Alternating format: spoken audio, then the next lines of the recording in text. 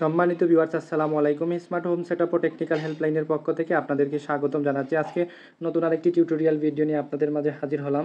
So ভিডিওটি হচ্ছে এমকে multi socket connection. দেখতে পাচ্ছেন আমাদের হাতে 3টি মাল্টি সকেট রয়েছে। আমরা মাল্টি সকেটগুলো কানেকশন করে নিচ্ছি।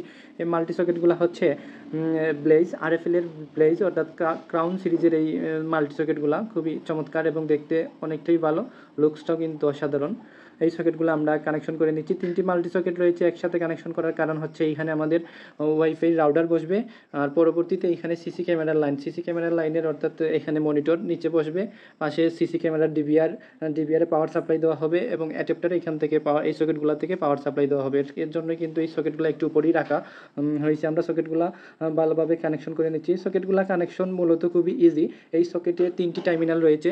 3টি টার্মিনালের মধ্যে এল রয়েছে এবং আর্থিংয়ের জন্য নিজস্ব সিম্বল রয়েছে এবং দেওয়া থাকে অনেক সময়, এবং এর জন্য অর্থাৎ আমাদের নিউট্রালের জন্য কিন্তু এন দেওয়া রয়েছে, নেগেটিভের জন্য কিন্তু এন দেওয়া রয়েছে, পজিটিভের জন্য এল দেওয়া রয়েছে এবং আর্থিংয়ের নির্দিষ্ট সিম্বল রয়েছে। সিম্বল দেখে আপনারা কানেকশনটা করে ফেলতে পারবেন খুবই ইজি।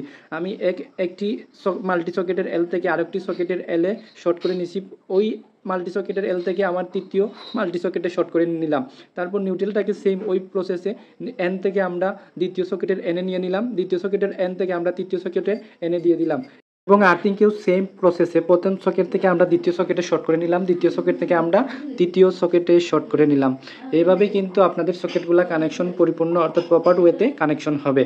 একটি সকেটের ফেজ কানেকশন বাকি রয়েছে। দেখেন আমরা কিন্তু ফেজ রেখে, অনেক সময় কিন্তু ফেজ রেখে এইগুলা কানেকশন করতে হয়, কারণ এই এখন ব্যাকআপ লাইটের সিস্টেম নাই যেহেতু। তাহলে এখানে যদি আমরা লাইনটাকে অফ করে, অবশ্যই সেফটির জন্য সেফটি ফার্স্ট, লাইন অফ করে কাজ করতে হবে, কিন্তু কোনো ক্ষেত্রে যখন আলো থাকে না তখন লাইনটাকে কিন্তু রেখেই কাজ করতে হয়। আমরা কিন্তু বিদ্যুৎ রেখেই কাজটা শেষ করতেছি, দেখতেই তো পারছেন। আর এখানে তারগুলা ভালোভাবে গুছিয়ে রাখবেন যাতে স্ক্রু নাটের উপর চলে না আসে। যদি আমার এই ভিডিওটি ভালো লাগে তাহলে অবশ্যই আমার এই ভিডিওতে লাইক দিয়ে কমেন্ট করে যাবেন। ধন্যবাদ সবাইকে, ভালো থাকবেন।